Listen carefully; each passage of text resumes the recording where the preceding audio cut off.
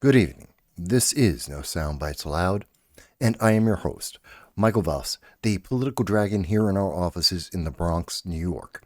It's currently February 4th at about 10, almost at 11 o'clock at night. So I think many people will be asleep at this time. They will be waking up in the morning, not only to this video, but to astonishing changes that are going to be affecting the entire world. And we're going to take a little bit of time to try and understand yet another thing that has just happened under the Trump administration, the 47th presidency of the United States, and how this is going to impact not just the United States, but the entire world. And I think this is pretty important news. I know there's been a lot that's been happening. It's very difficult for everyone to keep up with all the news that's been going on. Most of the media are out, but we're trying. We're trying to keep up. It's incredible. But let me get right to the point here.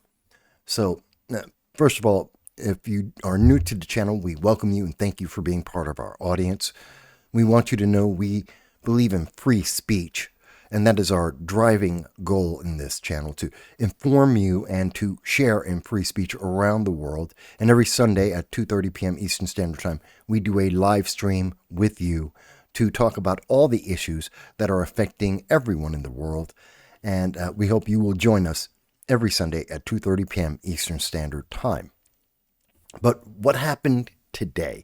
I mean, there's several pieces of news that we want to go over. One, and some of it is affecting the Middle East. Some of it is affecting Americans, more closer at home, more domestic issues.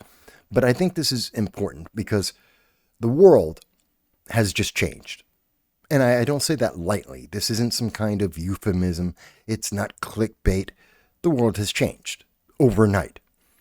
And everyone's in America, around the world, they're going to be waking up to a very different world, both short term and long term. And I believe we're going to see more stability as a result. So let's get into it.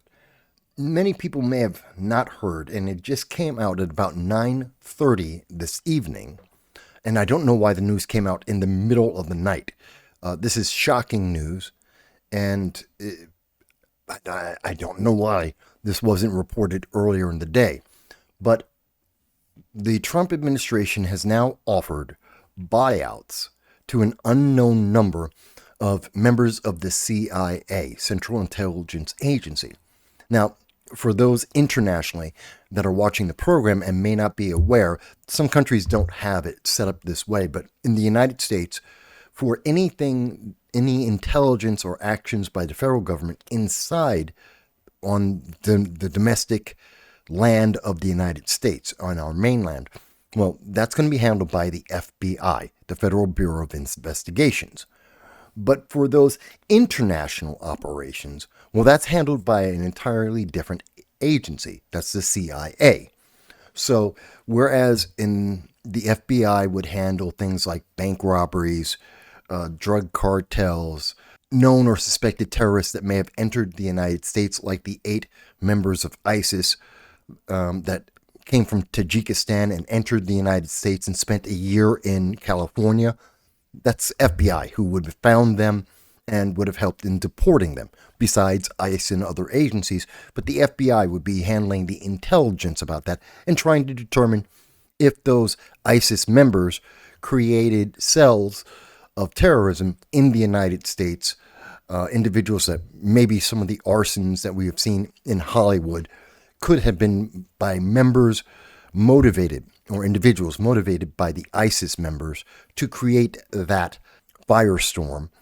And is that an act of terror, or is it something completely different? That's the FBI.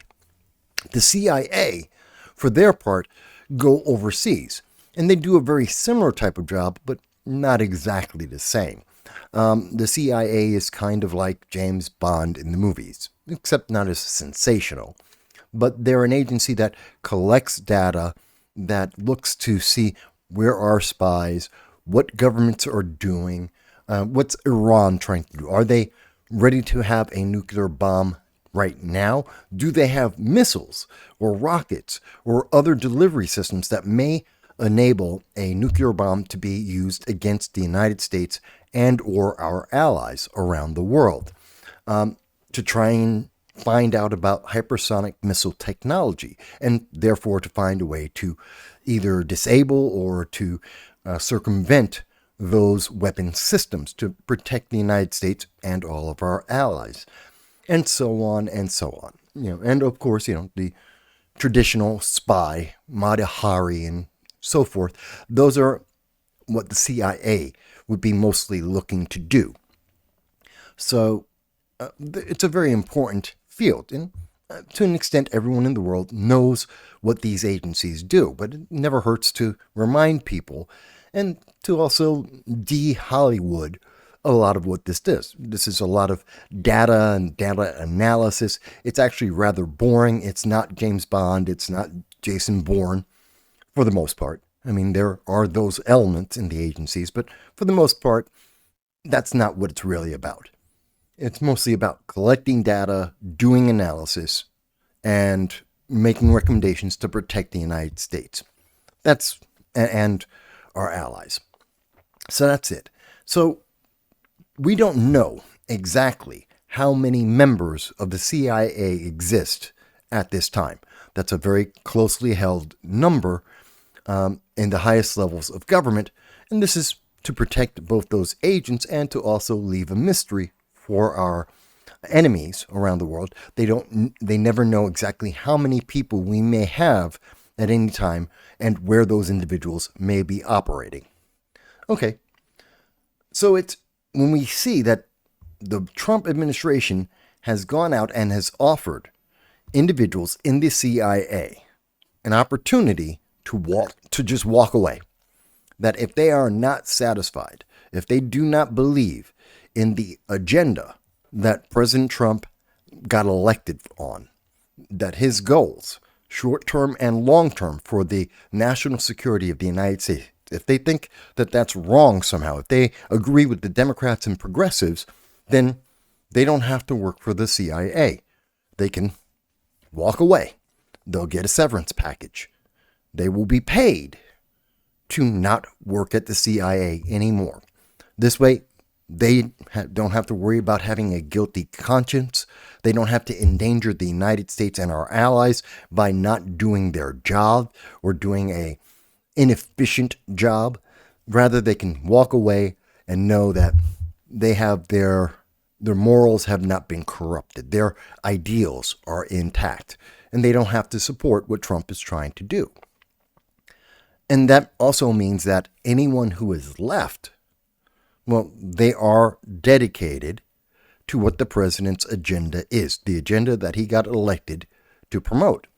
And so there's no excuse from those individuals going forward to slow walk any of the directives that they receive. There's no reason for them to interfere or to counter the orders coming from President Trump. Now, again, that doesn't mean that if President Trump issues an illegal, unconstitutional order, that they would have to follow that. No, they don't. Just like anyone in the military, if you've been given an illegal order to attack civilians, as an example, then you do not have to follow that order. You have the right to not follow through. And the CIA, the FBI, intelligence agencies, and law enforcement still maintain that right and obligation to not follow unconstitutional laws or to violate the laws of the United States. That's true. But separate of that, and this is something that we saw in the first administration of the Trump presidency, when he was the 45th president of the United States, that we saw many individuals who had very left-leaning policies and ideas, people like the Lois Lerners of the world, who had been in the IRS, individuals like Mark Milley, who I believe, and we have stated on this channel, is a terrorist, a traitor to the United States, individuals like Mike Pompeo and others that have shown that their alignment is not with what the American people have been asking for decades, and is not in line with what President Trump has decided, those individuals no longer have an excuse for why they're still in intelligence agencies. And what they did is they slow walked, which means they took as much time as possible to achieve the goals that they were given. They would increase the amount of paperwork, the amount of delay in completion of their activities and their tasks. They made everything move at a snail's pace so that they could obfuscate or invalidate the orders and the direction that they had been given by the Trump administration, which was very frustrating for the Trump administration, and obviously may have had some negative consequences to the United States, our allies, global security, and stability. Then again, in their minds, they may have thought that they were helping the United States. Quite possible. But now that Trump has made this offer, and this is similar to the offer made earlier in the week, where there were 2 million, I believe it was, and I want to double check this. Yes, the White House last week, to be exact, last week, offered, I think it was the end of last week, that the Trump administration offered 2 million members of the civilian full-time federal workers the opportunity to walk away from their jobs, to leave the federal government and take a early severance package. They would be paid in full without having to work for the federal government. Again, this has two purposes. One, again, to remove individuals whose political ideology doesn't match the ideology, the goals of the Trump administration, which is what he got elected for. And also, it has a longer term impact, which is to shrink the size of the government, which is something that President Trump was elected to do, to shrink the government, make it more efficient, and to make it more effective. This is also part of what DOGE exists, the Department of Governmental Efficiency. They're there to shrink the size of the government and to make the government more effective and efficient. So this is in line with what President Trump promised. This is in line with what we expected.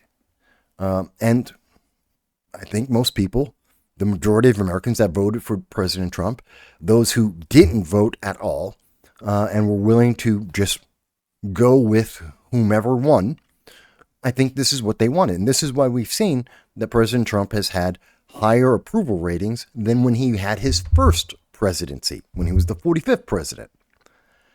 So again, there's two aspects here. It increases the efficiency and hopefully the effectiveness of the federal government at multiple levels, in terms of general operations and in terms of intelligence, both gathering and execution of orders. And longer term, it reduces the amount of spending that the government is making for individuals. And our government is bloated to the gills with middle managers, individuals whose only real purpose is to pass paperwork from one department to another, from one level of government to another level of government. And they don't really actually do anything effective. They are slowing down the process of efficiency, and many of them can be replaced, or their positions don't need to exist. To put this in terms of what we've seen in business, it's very much like what we saw at X and many other businesses as well, where with Elon Musk, when he went in, he eliminated 75% of the workforce at X. Now, many people said X could not, then known as Twitter, could not operate. It could not be efficient. It could not be effective. It could not be operational without all of the people that happened to be in the company at that time. Now, we have learned since that that was absolutely not true. Those were individuals who were trying to protect their jobs and their friends and their paychecks. They were trying to say, no, you have to keep us and you have to accept our ideology. Otherwise, your business will go bankrupt and it will fail. And that has not been the case. In fact, 75% of the people there were absolutely unnecessary. We know that because Twitter, X, has continued to operate and operates as well, if not better than it had been in the past, without the ideology being a major influence, and with more freedom of speech than we have seen in many, many years in that company. Whether you like it or not, that's an entirely different thing. But there is no question there is more freedom of speech, and it is as efficient and as effective as a company as it was before. So we've seen this downsizing without losing efficiency, and in fact increasing efficiency by removing individuals who were not doing their jobs as quickly as possible, not as efficiently as possible, individuals that were slow walking their work just to magnify and maximize their paycheck, individuals whose livelihood they were there just to push the papers along, to rubber stamp and move papers from one place to another, to make things, just to go through that maze of paperwork. So I think I've made that point. And that's what's happening right now.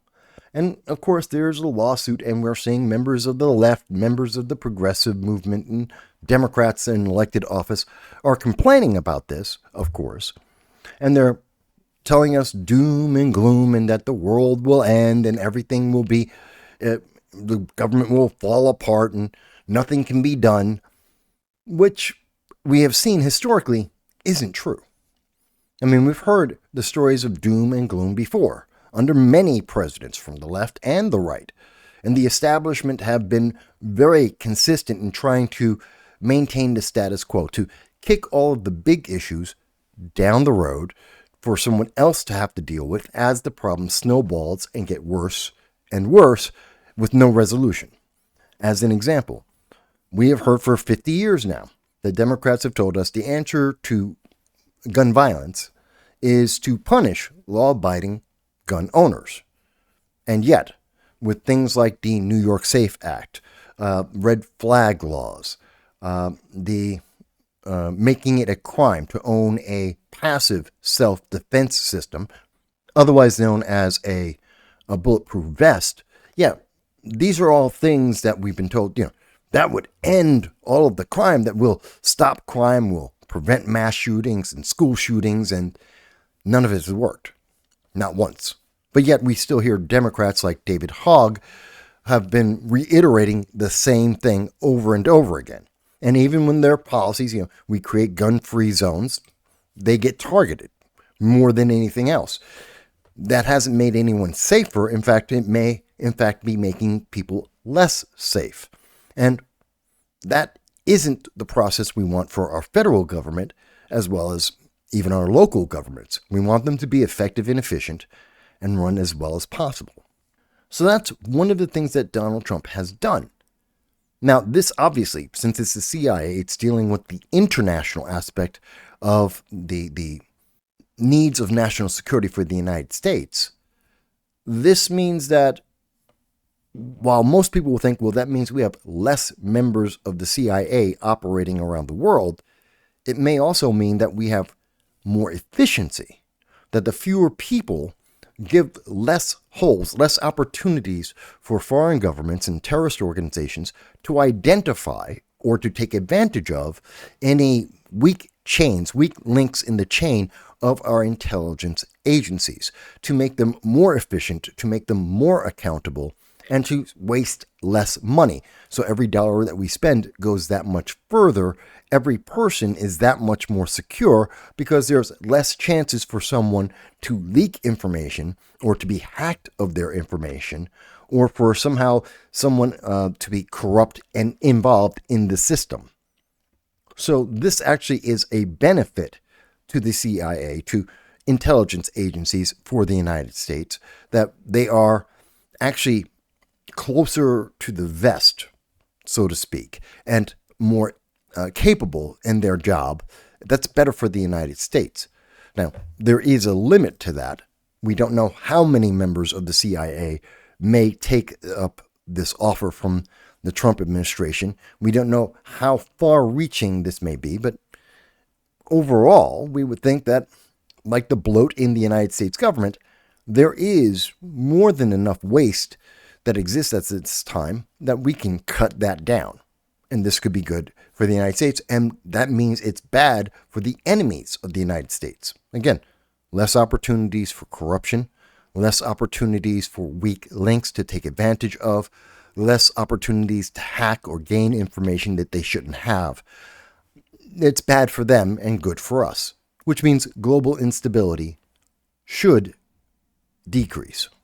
And I say that because at the same time we're being told, and you won't see this, at least at the time that I am making this recording, this is not news being covered by most of the American news media, the mainstream news media, NBC, CNN, ABC, CBS. They have not reported on this, so we have to look overseas. We have to look overseas to get more of an idea of what's happening. Now, we know that Iran has hated the United States since 1980. In 1979, when they took American hostages, they invaded our embassy, and the Ayatollah took over. We know that Iran has been the greatest sponsor of terror in the world since the Ayatollah took over, and that the Iranian Revolutionary Guard have been involved in many of the major acts of terror in the world since they were first formed in the 1980s. So we don't love Iran here in America. Not the people, we're talking about the government. We're talking about the leadership of Iran, the Ayatollah. And there's no love lost. There's barely a day that has gone by since 1980 where the Ayatollah and the main leadership of Iran have not stated that they want to eliminate the entire United States and Israel and probably most of Europe as well. And this is why they call the United States the great devil. They call Israel the little devil. And they just hate Europe and everywhere else that doesn't believe exactly what the Ayatollah believes. And they have said that regardless of your ideology, they want to eliminate anyone and everyone that doesn't agree with them. That means the progressives over at Harvard and Columbia, UCLA, Cornell University, but various colleges, the very liberal left-leaning colleges, Howard and so forth, and in the United States, they want to eliminate all of them. So being a progressive does not win you favor. In fact, probably makes you more of a target, considering the Ayatollah doesn't really believe in women being able to read or write and go to school or drive a car or work outside of the home. They're not very big on that. They've poisoned their own school children, in particular school girls, because they learned how to read and write. Not nice people. So the United States has a very antagonistic relationship with Iran. And we know that Iran does not like Donald Trump. Under the 45th administration of Donald Trump, we saw that he revoked the Iran nuclear deal, a deal that was very lucrative and powerful for Iran. Under the Obama administration, as admitted by then Secretary of State John Kerry, the United States was indirectly funding global terrorism. He said that on January 20th of 2016, that John Kerry admitted that to CNBC News. You can look up the article for yourself. And that was very troubling. In addition, Iran was able to freely continue to research on making missiles, rockets, drones, and ICBMs means of delivering chemical and nuclear weapons around the world. And that's a very clear and present danger to the safety of the United States, of Israel, Europe, and most of the world.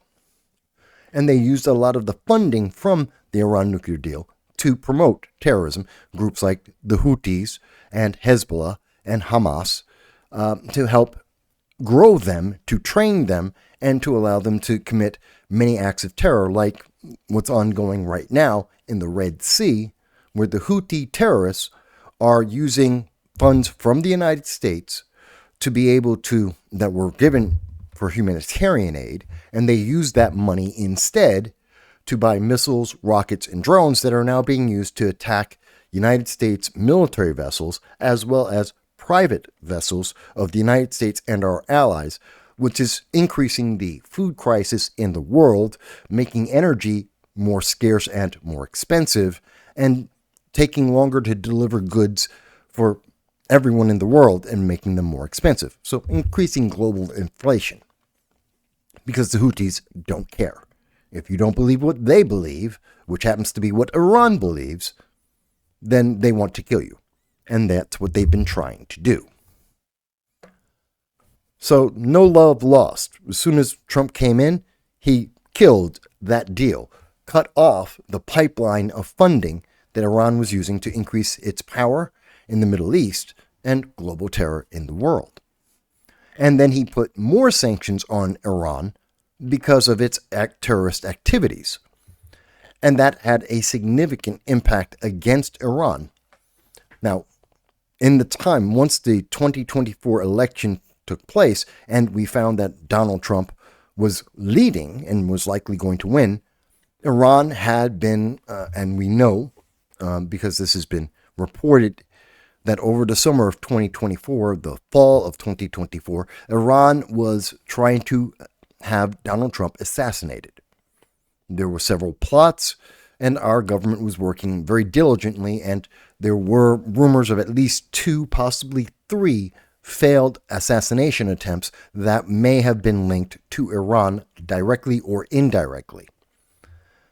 With Donald Trump being in office, as we reported about 2 weeks ago, I think maybe 3, Iran was very active in selling off some of their reserves of oil to China so that they could then build up about $1.2 billion in excess cash that they could use to continue to fund terrorism of Hamas and Hezbollah and the Houthis, as well as have additional funds, anticipating that they would receive more sanctions under the Trump administration than what they had been receiving, than they had since under the Biden administration. And Biden was well known for removing about 24, possibly 36 sanctions that had been placed against Iran by the Trump administration. Biden removed them, and now Trump is looking to put them back in place, if not more. So Iran isn't happy. This is going to hurt Iran, both in terms of economics and in terms of its presence in the Middle East, its ability to influence the Middle East and Middle East politics amongst all of its peer nations. So they have continued to try and seek the removal, the forceful assassination of Donald Trump. Donald Trump responded to that, saying that he's given instructions that if he were to be assassinated, and even if he is not assassinated, but an attempt were made against his life, and he survived, that the result in either case, his survival or his death, that the result for Iran would be obliteration. That he would not just put maximum pressure, which is what the few mainstream news sources that are talking about this are saying, well, it's about maximum pressure against him. No. It's actually obliteration. And I want to quote this, which we see here. If they did that, they would be obliterated. That is to assassinate President Trump. Trump said in exchange with reporters, while signing a memorandum to restore his maximum pressure campaign on Iran. So 2 separate things. He's introducing sanctions against Iran, reversing the policies of the Biden-Harris administration, reversing the policies of the Obama administration, and going back to the 45th presidency of high levels of sanctions to restrict the ability of Iran to commit acts of terror or to fund acts of terror around the world, which increased the amount of global stability and peace in the world under the Trump administration that did not exist under Obama or under Biden. And he's said that his maximum pressure campaign on Iran includes efforts to drive its oil exports down to zero to stop Tehran from obtaining nuclear weapons. I think this is important. Again, this is why approximately 3 weeks ago, Iran was selling its excess oil reserves to China to build up cash so that it would be able to maintain itself because they knew sanctions were coming. And they have, in fact, arrived. And Trump has also taken into account that Iran would be very angry about this and that they would seek to remove him forcefully so that they could maintain the easy income, the easy flow of money that they had under the Biden-Harris administration. Seems Trump has anticipated this. Like many things that we are now seeing under the Trump administration, he has been planning for many, many years, the 4 years that he was out of office. He's been anticipating and planning and preparing for when he returned to power. That is obvious. And his foresight has not forgotten about Iran or its terrorist activities. Now, I think we have to combine these two stories. That Trump has put maximum pressure. He's increased the number of sanctions against Iran back to levels seen in 2016-17 up until 2020. And also at the same time, we have the CIA has now been trimmed down to make it more lean and more efficient with individuals who are dedicated to the goals that Donald Trump has identified and voters have identified are to the benefit of the national security. Which makes me believe that Iran is absolutely terrified right now. And the rumors of Iran trying to support assassination attempts against Donald Trump is because of these factors coming together. The sanctions being put back on them, their restrictions and the limitation of them being able to continue to fund global terrorism, and the fact that the CIA and internal intelligence agencies in the United States are more streamlined, more effective, and there are less opportunities for corruption or interference from Iran and its agents. I think these two things go together. You won't hear that from the mainstream news media. There will be very few who will, in the news media, any pundits or political commentators, my peers, will probably not identify this or mention it to you. But I think they go hand in hand. That as we have a better intelligence agency with more of a focus, and that's one of the most important things that we have seen from Donald Trump. He has a plan, a very focused plan.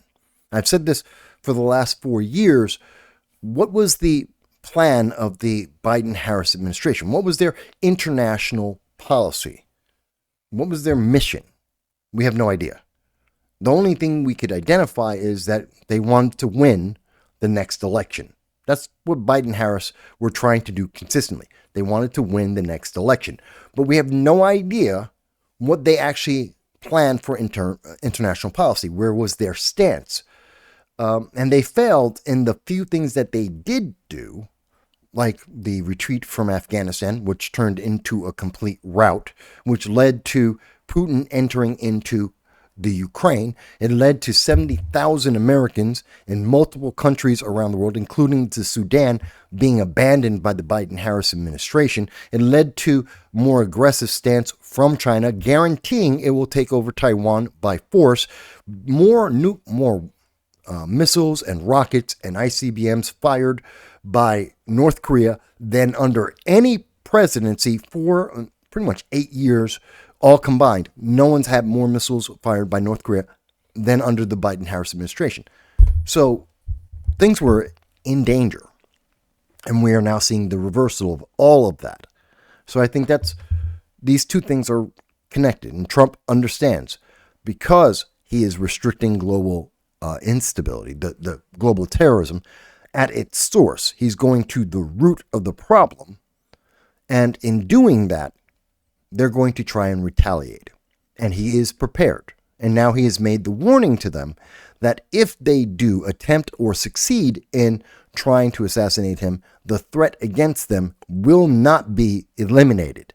That they will not succeed in the goal they seem to have of trying to stop America's concerted focus when it comes to international affairs, America's determination to make the world more stable for everyone, at the benefit of course, the United States. This is in the United States' national self-interest, but it also benefits all of our allies and, in fact, every nation around the world. And yet he's done these things without firing a single bullet. He has done this without creating a new war or starting a new drone bombing campaign like we saw under the Obama-Biden administration or under the Biden-Harris administration, which I think is very interesting. Without firing a single shot, we have seen the world turn on its head. And we are seeing that the world is once again respecting and fearing America, something they haven't done in probably 2 decades, maybe even more. That's 2 pieces of news that came out this evening that you probably haven't heard about, and you may or may not hear about it tomorrow, depending on the spin that the left-leaning news media in America are going to put on this.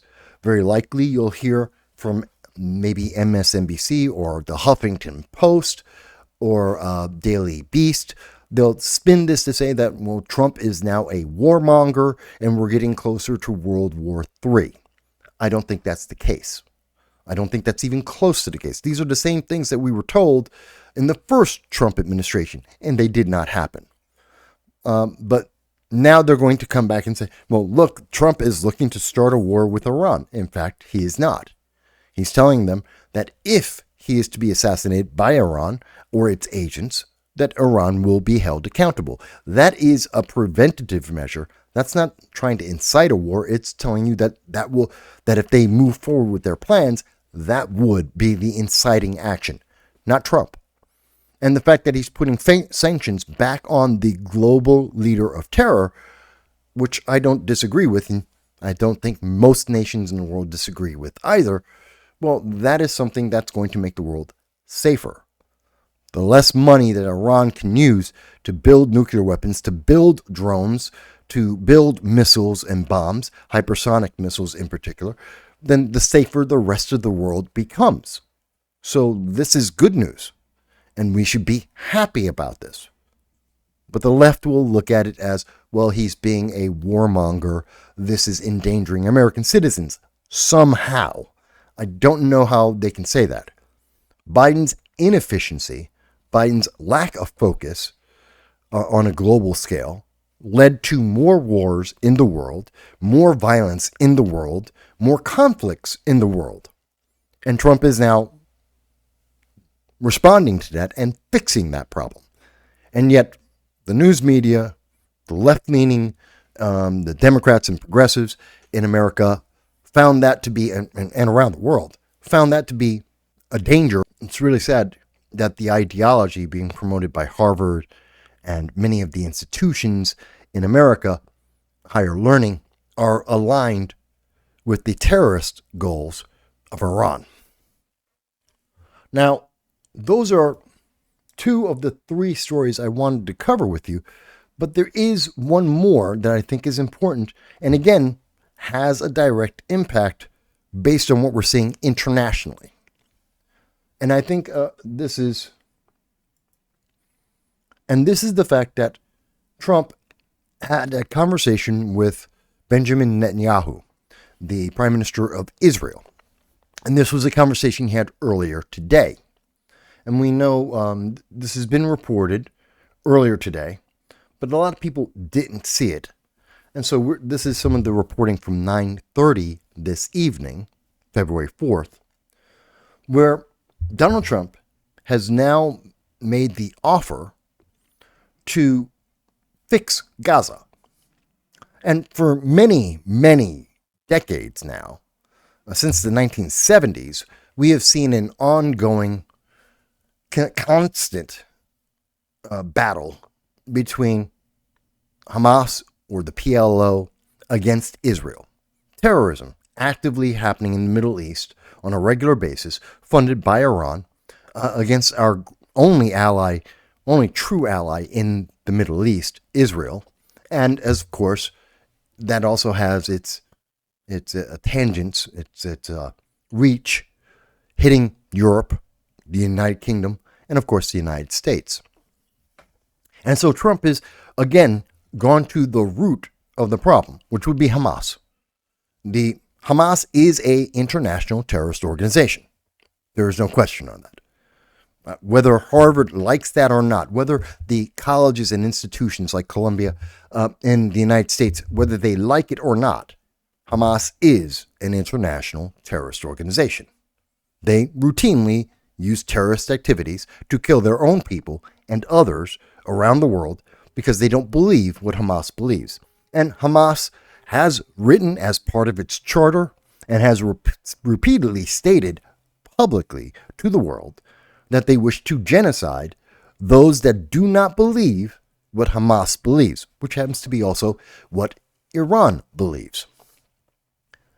So, knowing this, and knowing that one of the reasons why Hamas has been having this fight for decades now, in part, is because of the conditions that Hamas allows the people, the Palestinians, to live in, to leave a lot of the infrastructure unresolved, where it's very well known, and Hamas has been doing this for decades, where they take many of the supplies, the humanitarian aid that is given by many nations around the world, food and water, fuel, are siphoned off actively and passively by taking it away from the actual people that it's meant to help, and that has been funneled towards Hamas and its fighting forces. They do have soldiers, they do have a fighting army, and they give it to those terrorists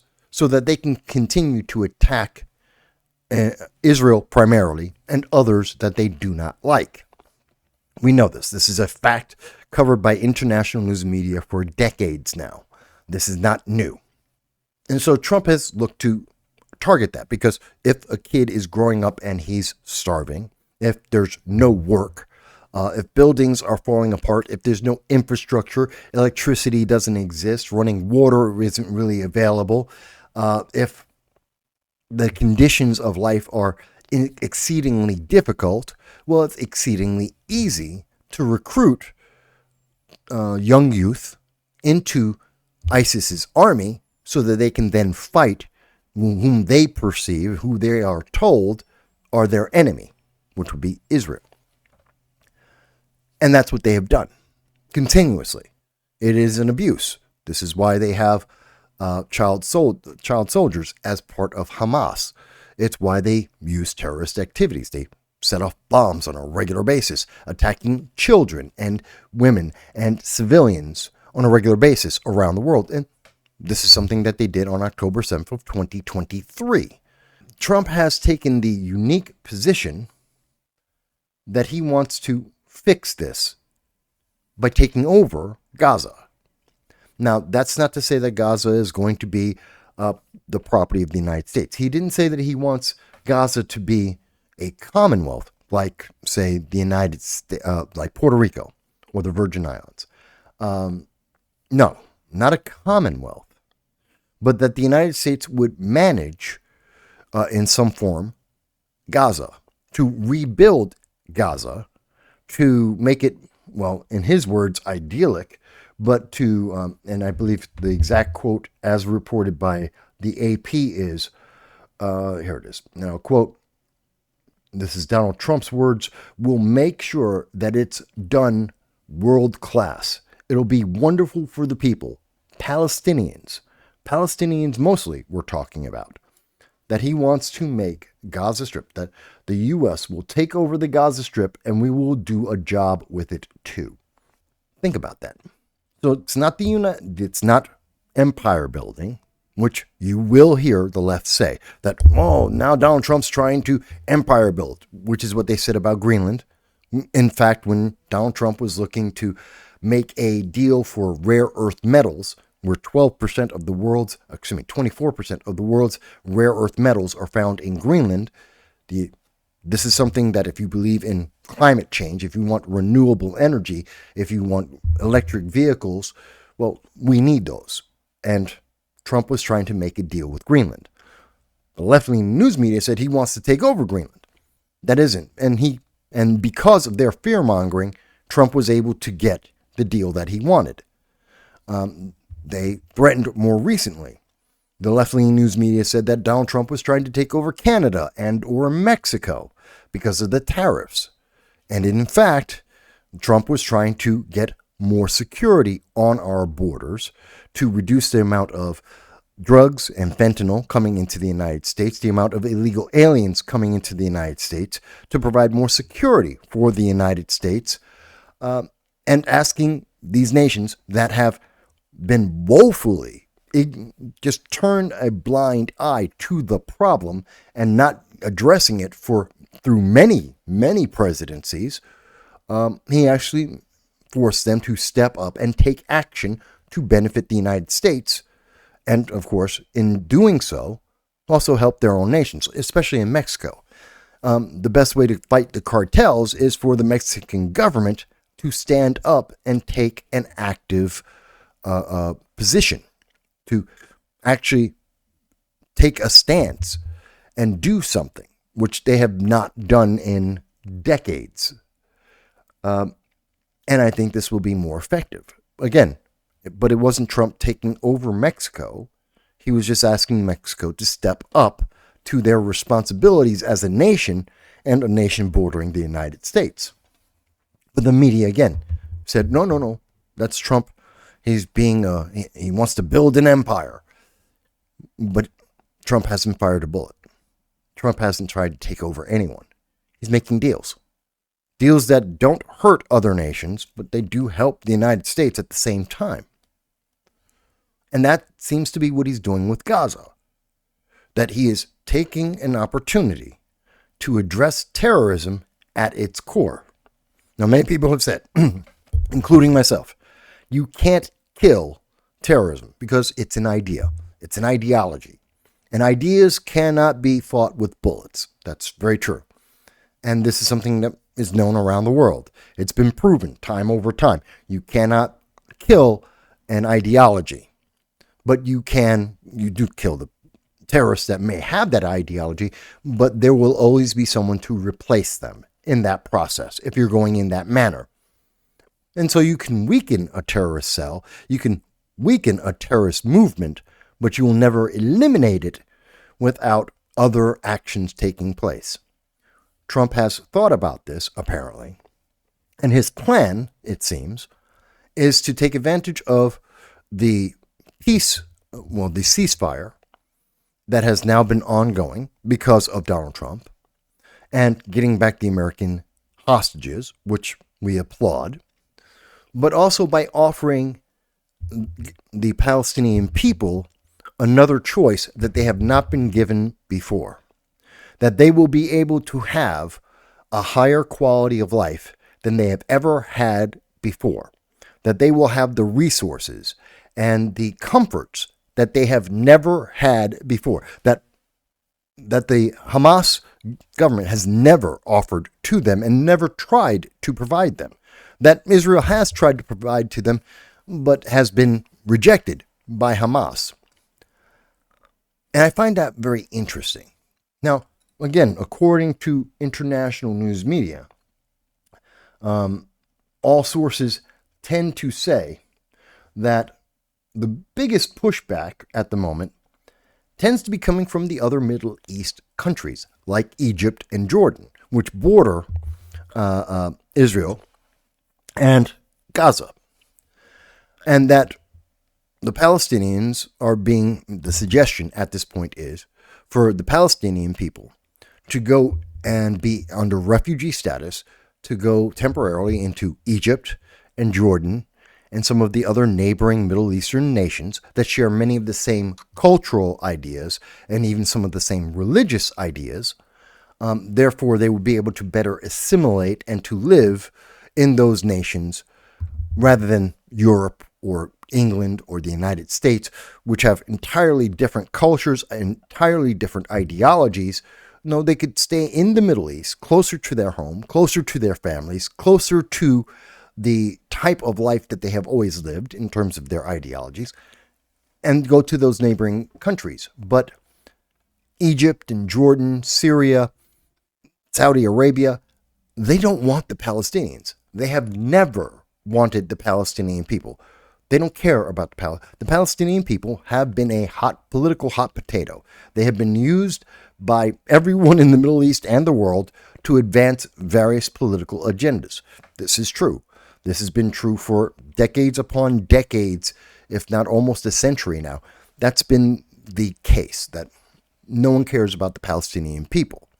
And that's why they're basically isolated in Gaza, because they have nowhere else to go. No one else wants them. But now Trump is saying, take these people in. The United States will go into Gaza. The United States will fix Gaza. It's already been flattened. There's nothing really left there, if we are being honest. There's nothing but rubble. And so the United States will go in and rebuild and modernize and make this a place worth living in. And in doing so, it takes away some of the reasons why people join Hamas and other terrorist organizations, because they will have the needs met, that they will have a quality of life that makes it less likely for them to join a terrorist cell and to seek to genocide anyone and everyone that disagrees with Iran. This is a long-term outlook to defeat terrorism. At the same time, it is a great way to stimulate the United States economy by introducing industry for the United States on multiple levels, to introduce these advancements and to put this massive rebuilding process into effect. This will be good for the U.S. and global economy. And that gives the opportunity for the people of Palestine, if they elect a better government, to build their infrastructure and to revitalize that entire area, not just short term, but long term. So Donald Trump has really put a lot of thought into this. And again, the mainstream news media is going to tell you Donald Trump is trying to empire build, that he's into colonization, which is not what he has said. It is not what he has stated as the intent for the United States. He's not trying to destroy the Palestinian people. He's trying to give them a better home. He's not trying to eliminate their homeland. He's trying to build it. And he's not trying to kill off terrorism. He's going to give you a reason not to choose terrorism. These are laudable efforts. And in fact, I think that if we see that Hamas agrees to this, as they should, if the Palestinian people agree to this, as they should, if the Middle East agrees to this, as they should, then Trump gets a Nobel Peace Prize. And in fact, he will have done the most to ensure long-term peace and stability in the Middle East out of any president, easily in my lifetime, if not far more.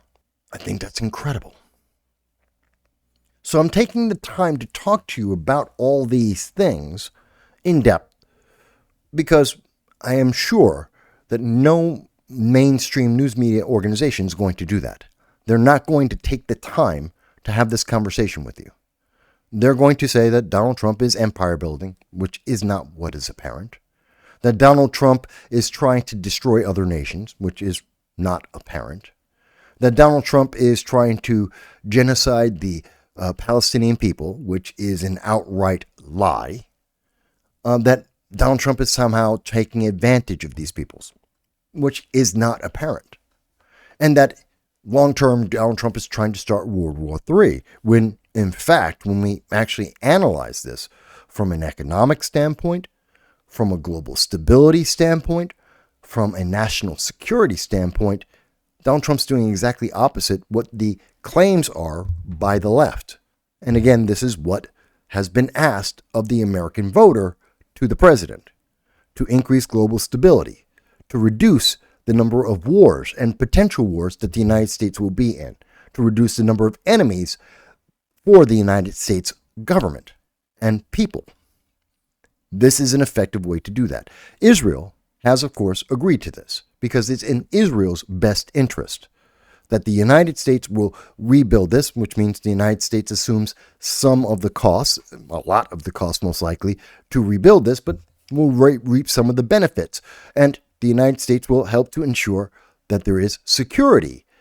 And as this is being done and possibly well afterwards, which means that Israel will be safer and it will help stimulate the Israeli economy as well.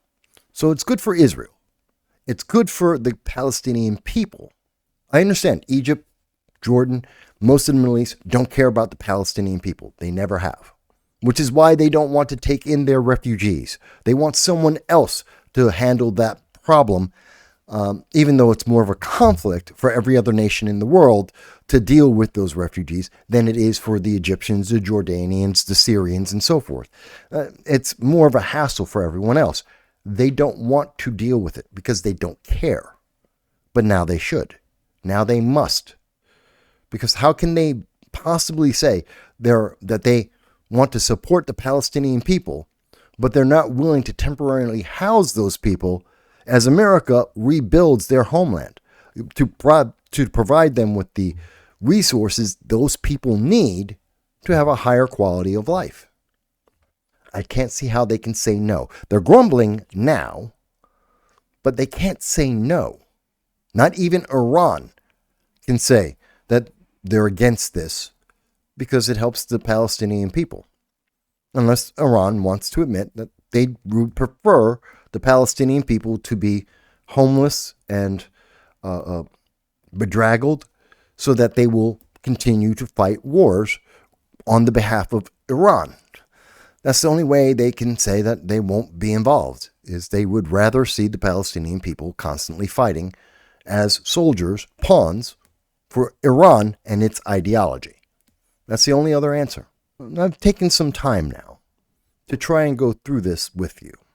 And I think all of these things are interconnected, which is why they came out in news today, all at the same time. This is going to overwhelm most of the mainstream news media. God knows some of the pace of news announcements that have been coming out have overwhelmed me, but I'm only one man.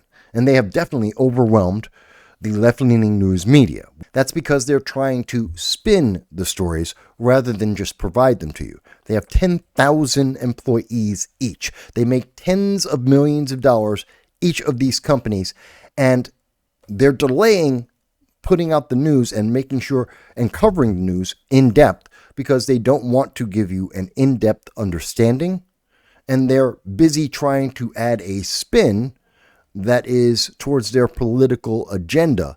They're trying to find a way to manipulate this news so that it benefits Democrats and progressives, their political ideology, rather than just give you the news.